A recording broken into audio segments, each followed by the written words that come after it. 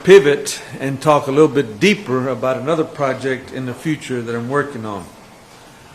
So a lot of us have been wondering about at-home learning. I was wondering about this at-home learning because I wasn't really in the home with the kid or with the parent while they were doing it. So we actually had our staff give this 2-minute video of what at-home learning really looks like. So Antonio, if you'll run that video, please.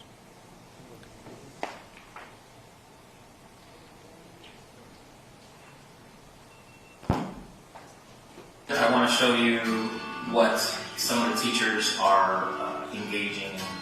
So we'll take a look. Here they have it as different weeks. They take attendance virtually. So they'll have a checklist for Spruce High School, and then here it says what class period and your ID number.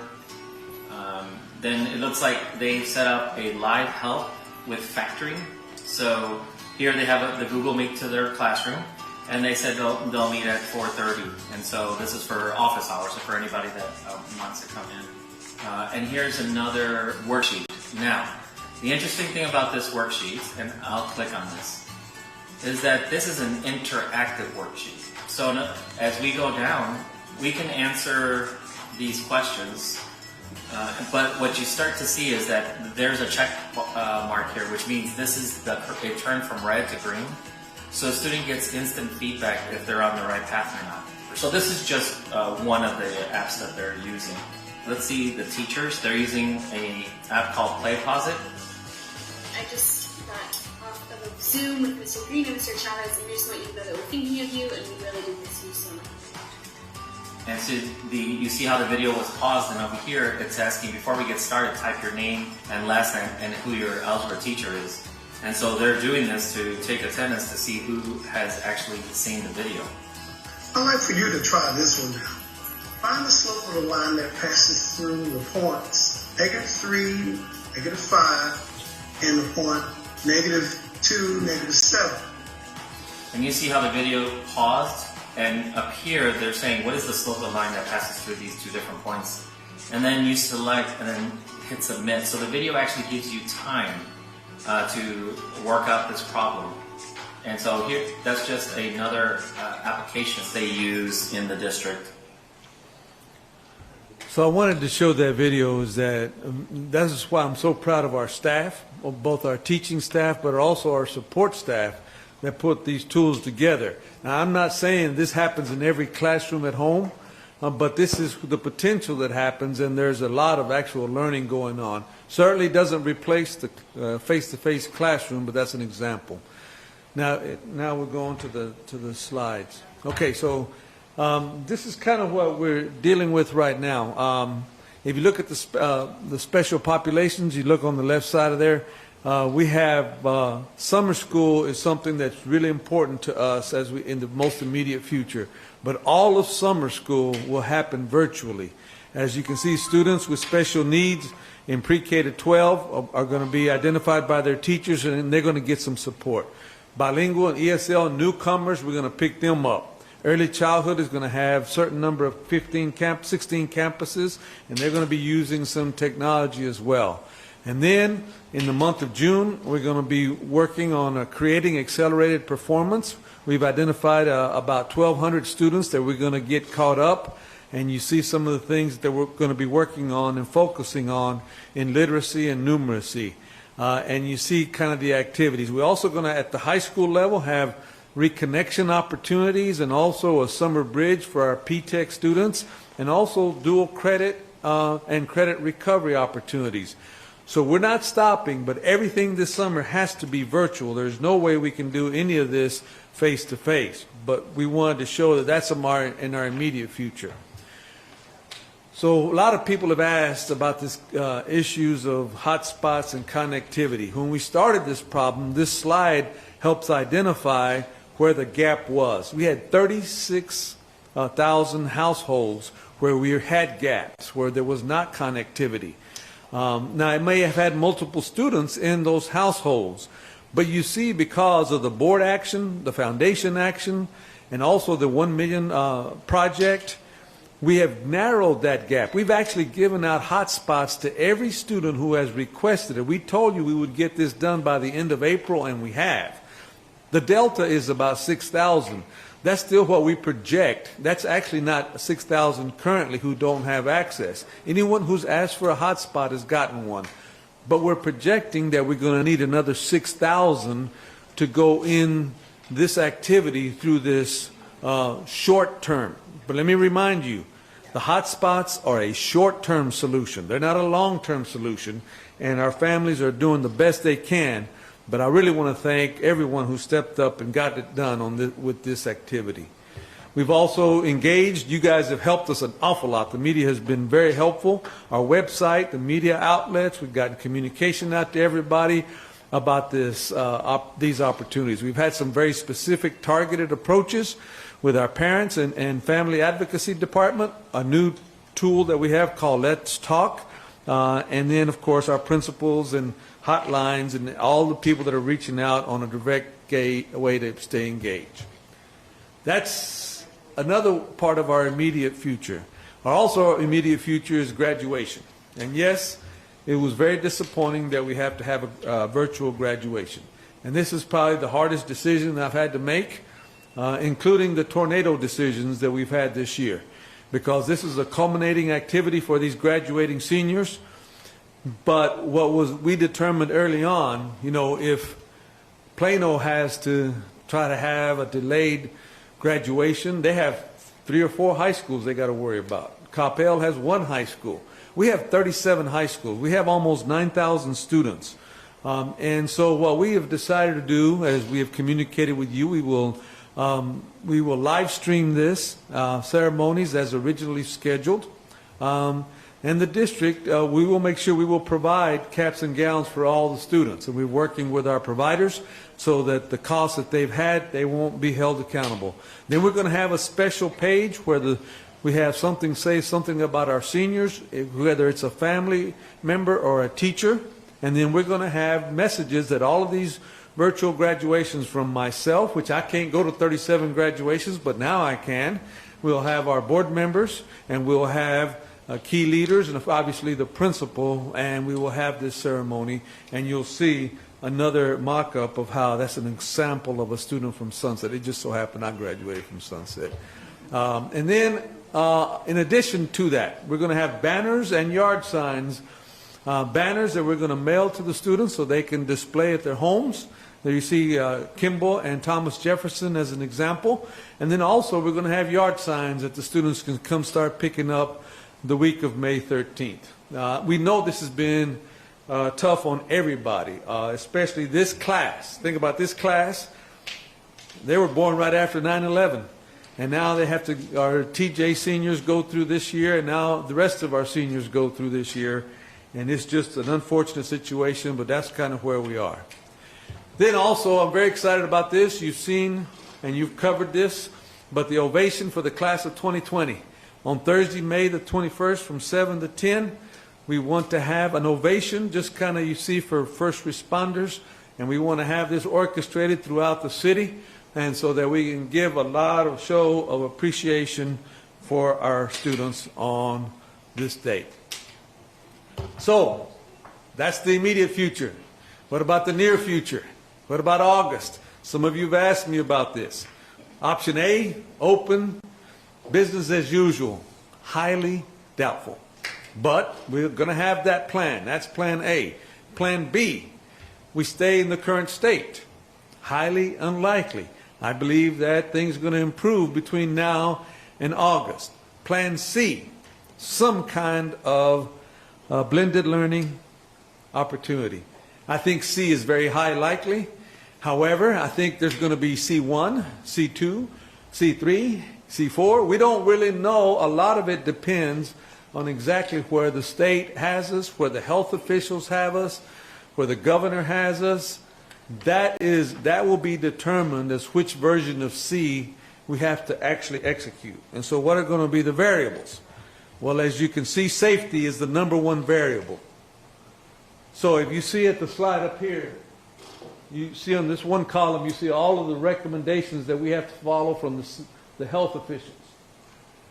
And if some of these, the PPE is in place, and you have 150,000 students, then how in the world are you going to execute that?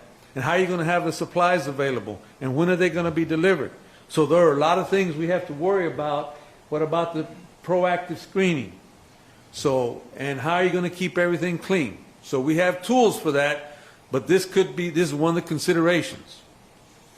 We see transportation. Right now, we can get a significant number of students on a bus, not if these requirements are in place. What about all these other activities and rituals that we normally have? At some point, they're going to have to be adjusted. And we think every health official has told us there may be periodic closures in the future. So we'll have to plan for that. And we will stay in touch with all the requirements. We're looking at our current policies. We're looking at in guidance from the state and the feds about where we're going to be. So right now, we don't know what we don't know. In 2 weeks, we'll know a little bit better of which version of C we might have to be ready to pivot with. But we will continue planning until we get there. Of course, for our families, we have to be in touch with them. Look at the middle button. This has already made us pivot a little bit. Right now, elementary students require supervision. Some secondary students don't require supervision. So if we had a hybrid opening where there's Mondays and Wednesdays or Tuesdays and Thursdays is one thing.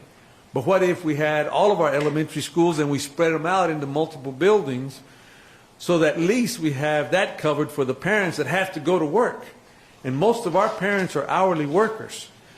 And so they have to be on their jobs and they can't work remotely and they can't be at home with their children. So we have to take all of these into consideration. So that's kind of where we are with the planning. It's iterative right now. Like I said, in 2 weeks we'll have a lot more clarity of which version of C we may have to be ready to go. We're ready to go with A and we're ready to go with B. Which version of C am I going to have? We'll know that as we go down this journey. But now I want to talk about something bigger, something that I'm working on. I've talked to a couple of you about this one, and after I finish this, and I'll open it up for questions. What has become painfully obvious to me and to us is this whole issue of connectivity. Hotspots are a good interim solution. They're not a good long-term solution. And so I told some of you, and I've told the board, that I'm taking this Operation Connectivity on myself as a personal challenge, and I'm going to be focused on this for the next several months until we get a good long-term solution. So what am I talking about here?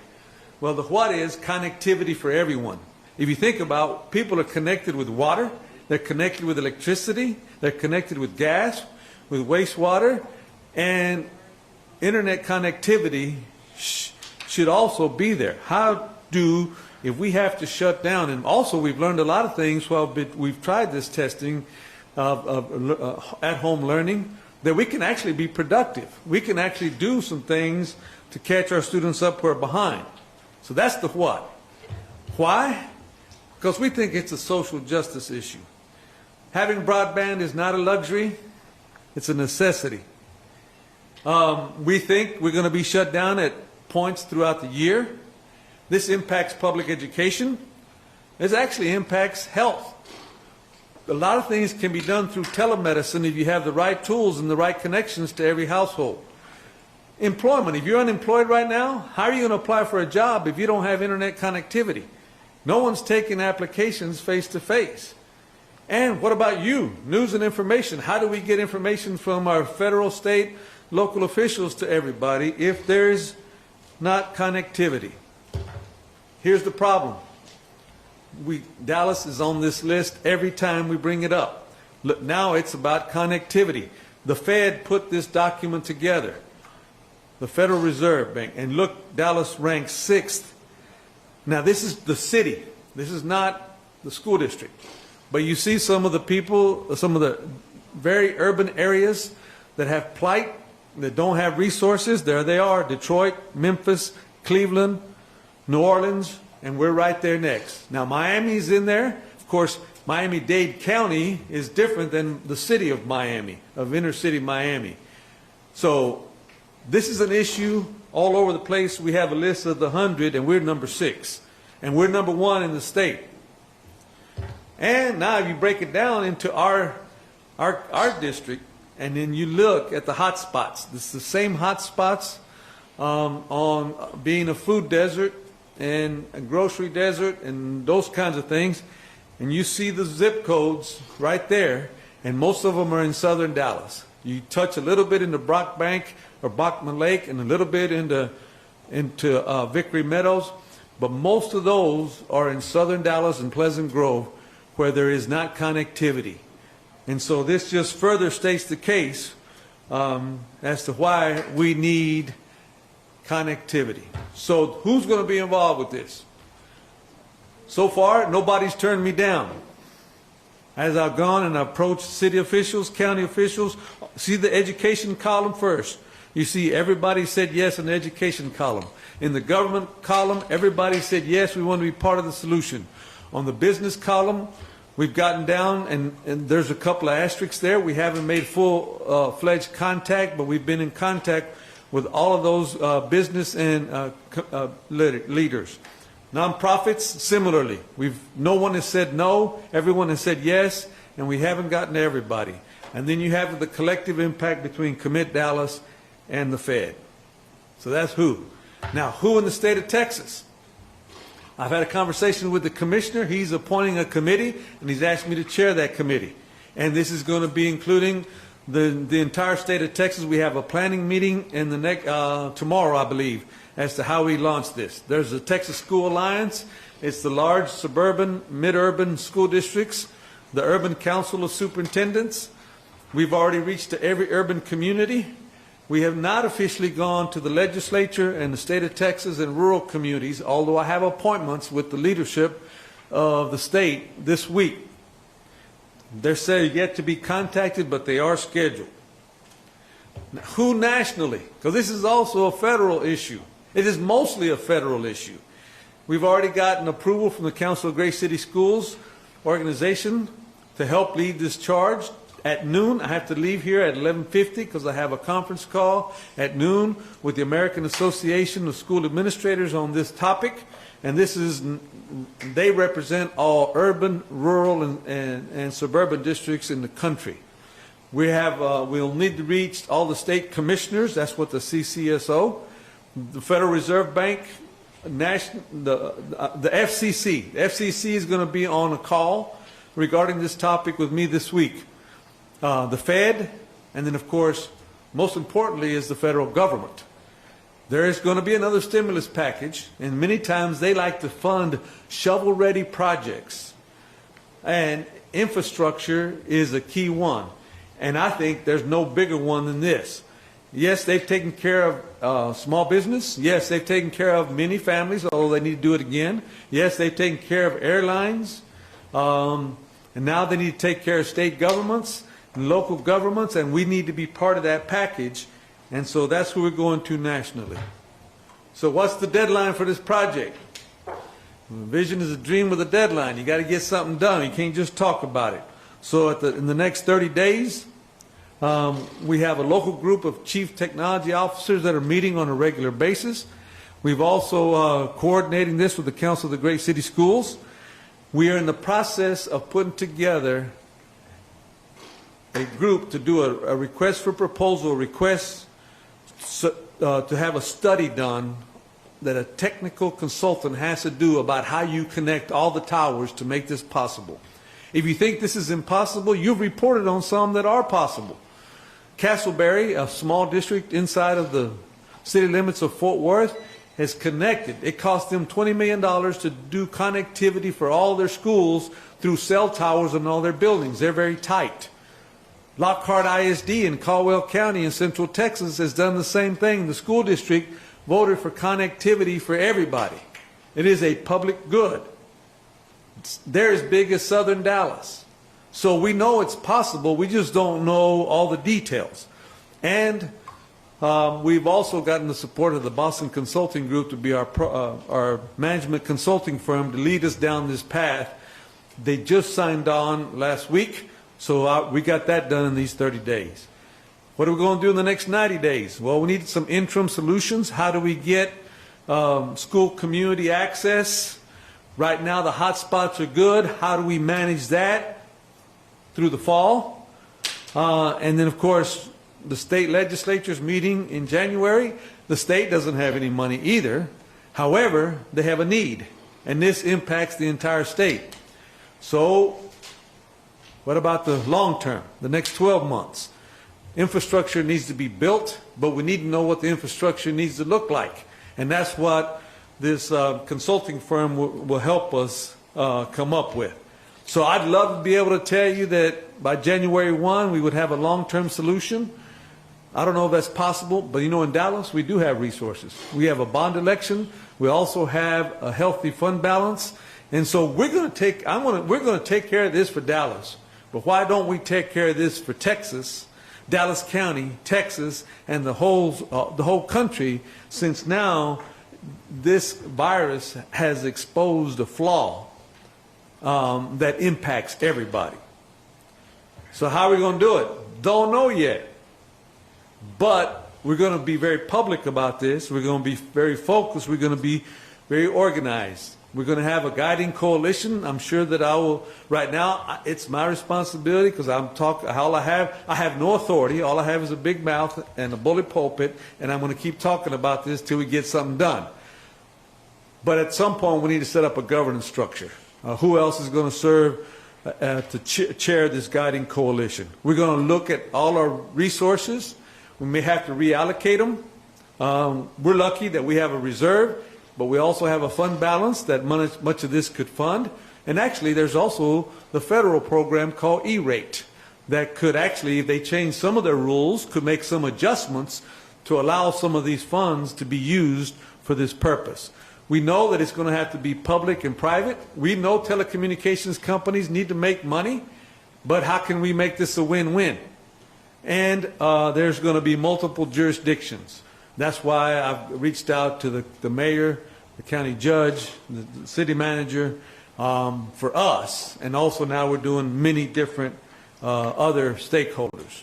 So we're going to relentlessly pursue this until we either get an answer or at least find out why not. And we'll know what it's going to cost. And if there's some other opportunity with the federal government with the next round of stimulus money, we would certainly want to be at the front of the line. So that concludes my prepared remarks. At this time, I will be glad to open up for any questions on any of the topics that I talk about. Maybe I'll say a couple of things in Spanish for our Spanish language. Lo que les quiero decir a la comunidad es que nosotros estamos trabajando con los alumnos.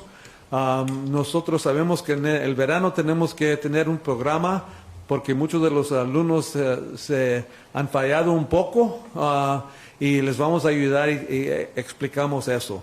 Al mismo tiempo tenemos graduaciones que vienen y vamos a ver cómo podemos con ánimo y con cariño traerle un programa que tiene que ser virtual. No vamos a estar juntos en una junta, lo vamos a tener que hacer virtual.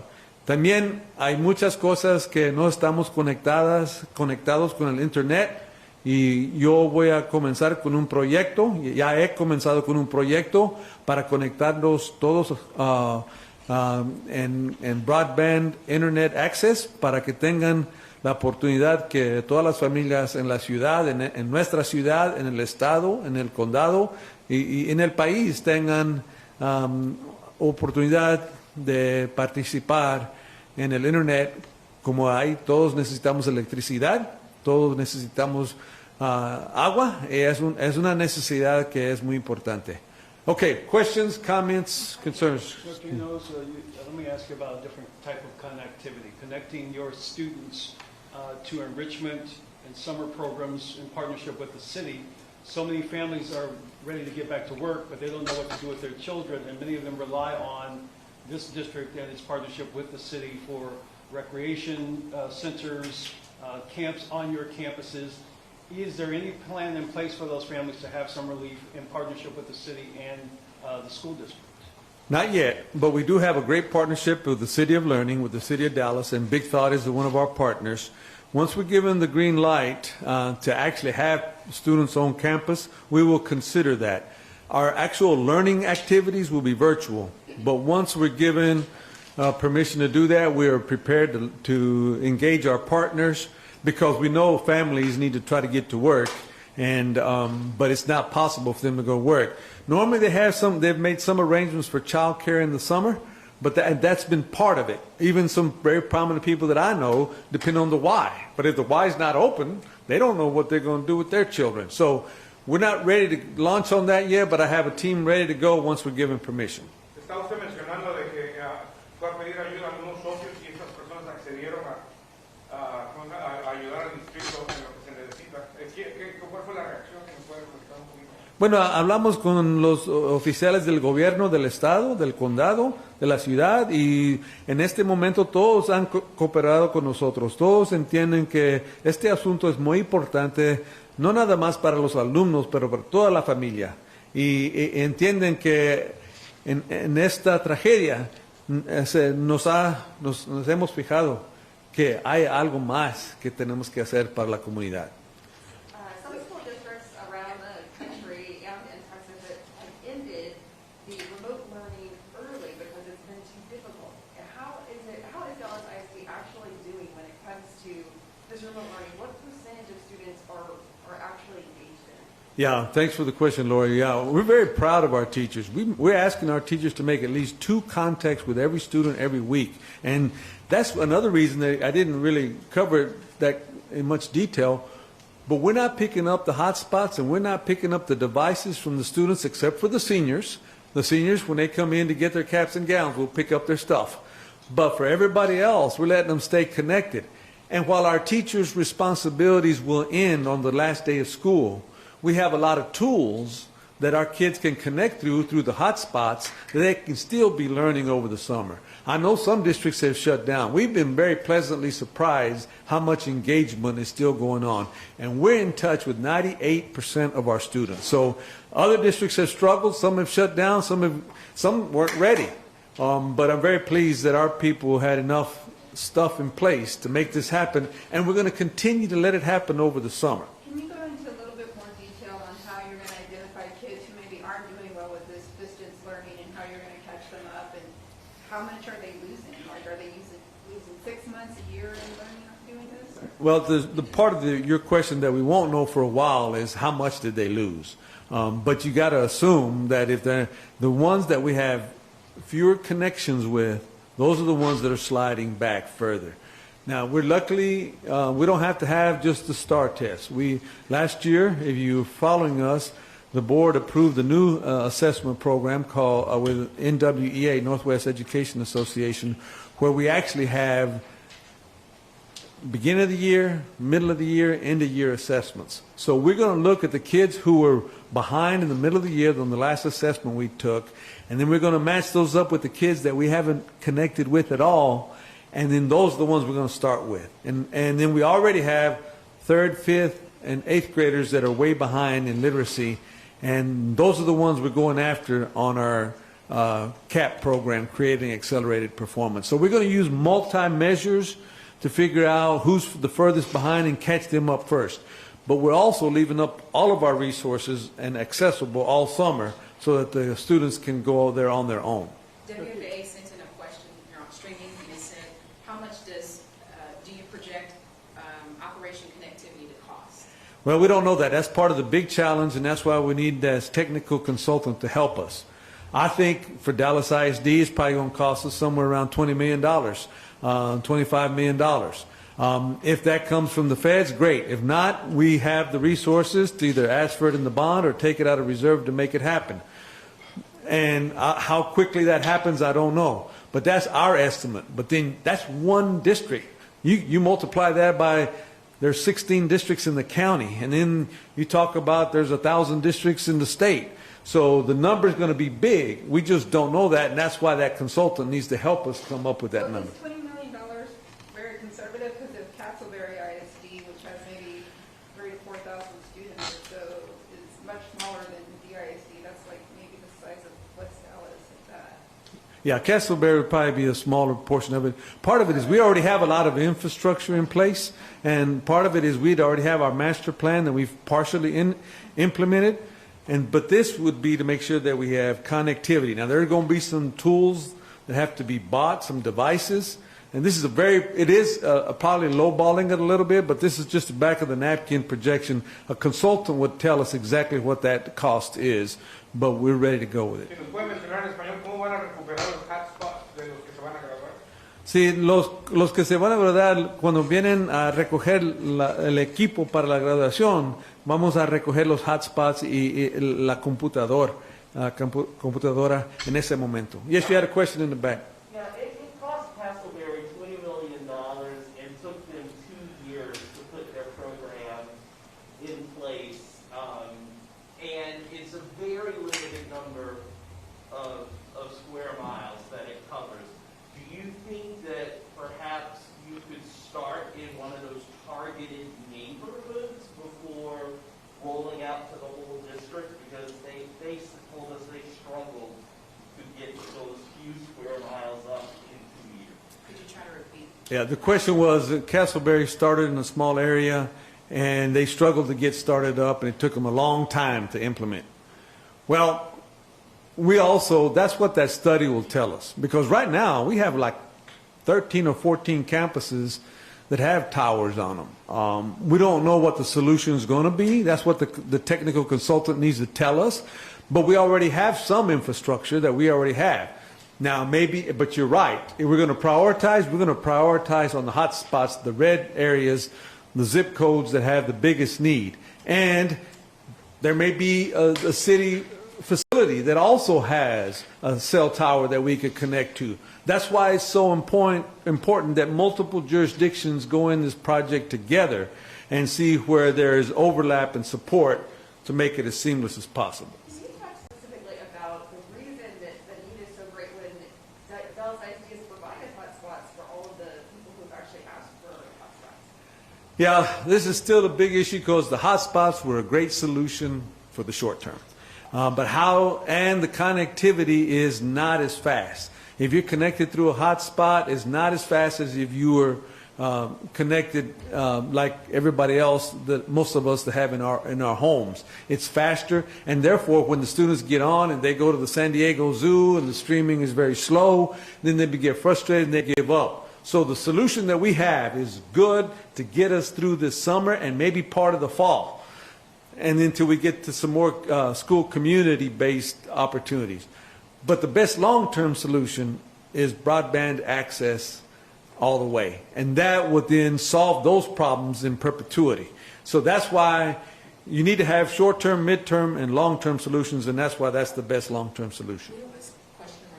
Mencionó que hay como 3 fases para el próximo semestre: regresar a la normalidad, regresar en una manera mezclada, como lo estamos haciendo ahorita, y también regresar. ¿Nos puedes contar un poco más de esos planes y de esas 3 diferentes fases? Sí, tenemos 3 opciones para cómo comenzamos la escuela en agosto.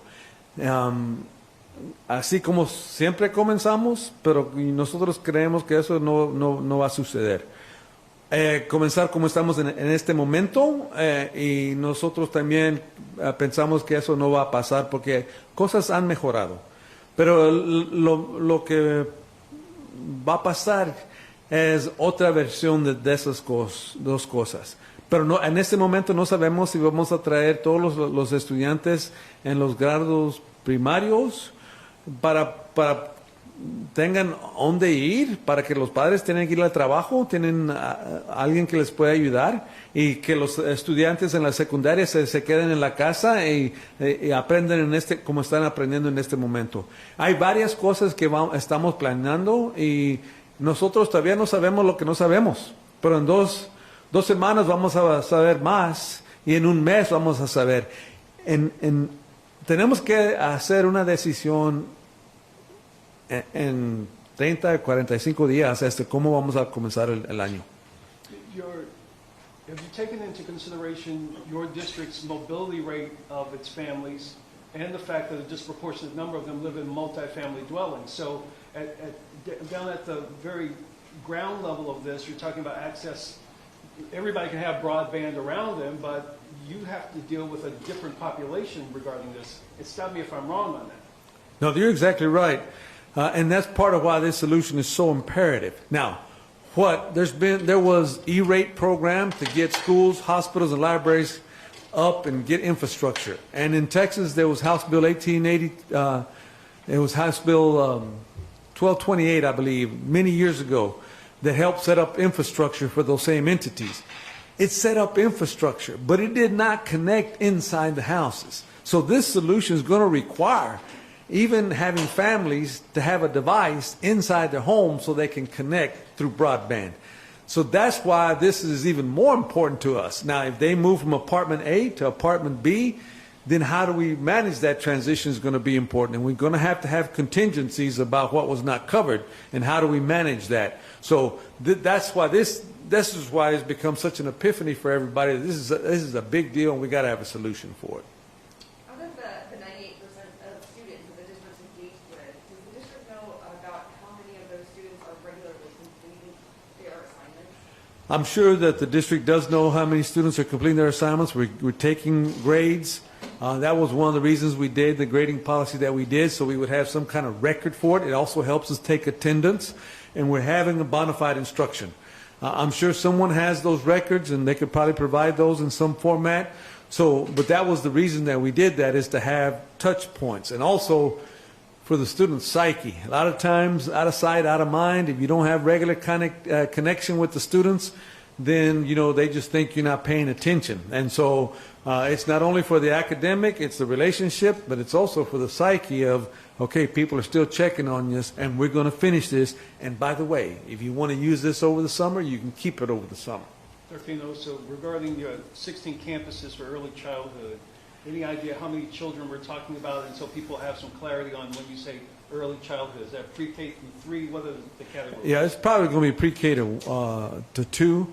And I'm going to have my staff follow up. Robin, you'll follow up with Derek Little. He can give Steve a little more clarity on that particular answer. It is 16. We can't have it everywhere, but the parents do need to know where is this opportunity going to be available as soon as we have ability to have access. Yes, sir. I was told this is Teacher Appreciation Week. Is there anything that Dallas can do to, like for what force they're putting in right now to try to make this a success? What would you say to the teachers who are still at work right now? Yeah, actually, we sent out a message. I recorded a message for our teachers last week to thank them, because check this out, not only are they responsible and taking grades like we just talked about, and they're trying to manage this, but they're also then got their own children to worry about, and how am I going to take care of them while I'm taking care of everybody else's kids? And so, none of us ever expected, and think about this is so universal. This is affecting everyone. And everybody knows a teacher. I mean, you go to church with a teacher, you're married to a teacher, you have a relative who's a teacher, and it impacts so many people. And so our teachers have been warriors, and we really thank them for their efforts, because they are taking care of everybody else. And we also need for them to take care of themselves. And how do we onboard them back? We also know that when we come back, we're going to have a hybrid solution, because and we have, 11,000 teachers, and how are all of them going to be ready to come back full bore? I think some of them are going to be very ready to come back, but some of them aren't going to be allowed to come back. So how do we manage the classrooms, and we're going to need all the subs that we have to trying to execute on this plan. Should the state be thinking about putting teachers in that essential category that can be eligible for child care? Yeah, I think so. I think right now it's not in front of us because of the context that everybody was shut down, but someone needs to have a contingency for that as we go forward, as we open up in August. I'm glad you brought that up, because that hadn't been one of our discussion points, and that's something we'll need to talk about, as child care for our teachers who are actually going to become first responders in the context that we're thinking about in August. Maybe a couple more questions before I get to my next conference call. Laura's question regarding it, but the concept of your theme, your new reality. for the foreseeable future for this school district, whether it be for 2021 up to 2022, a disproportionate number of children of this school district will be getting their education at home. Is that the new reality for this school district? Well, it's certainly a new reality for the immediate future. And we don't know what we don't know. And that's why, even with some of the decisions that our state officials have made about how we open things back up, everybody has an opinion from one side to the other. But we really don't know. Once we get the data in a couple of weeks, we'll know how much of this will be a reality. Luckily, we're going to also talk to the board at the May briefing about a hybrid solution, about starting a school in the near future where you do 2 days a week bricks and mortar and 3 days a week not. And so we're going to lay out an option like that. That won't be for everybody, but for some families, that'd be a great solution. So we got to look at different things. We know that our past reality is over. And so we just don't know what the new reality is going to be.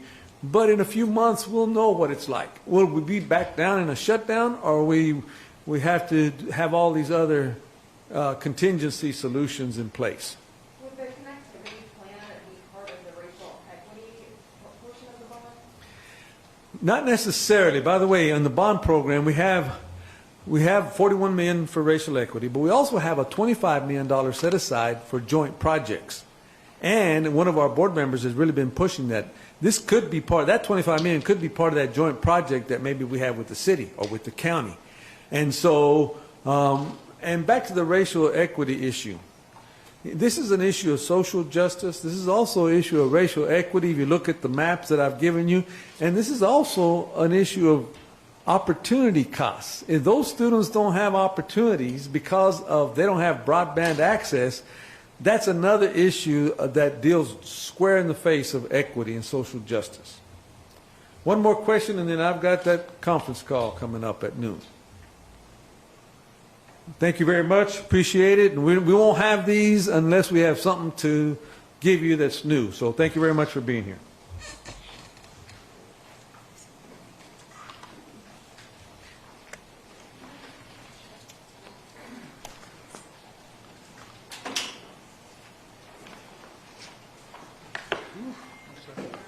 Down to the nose, like 2 minutes left.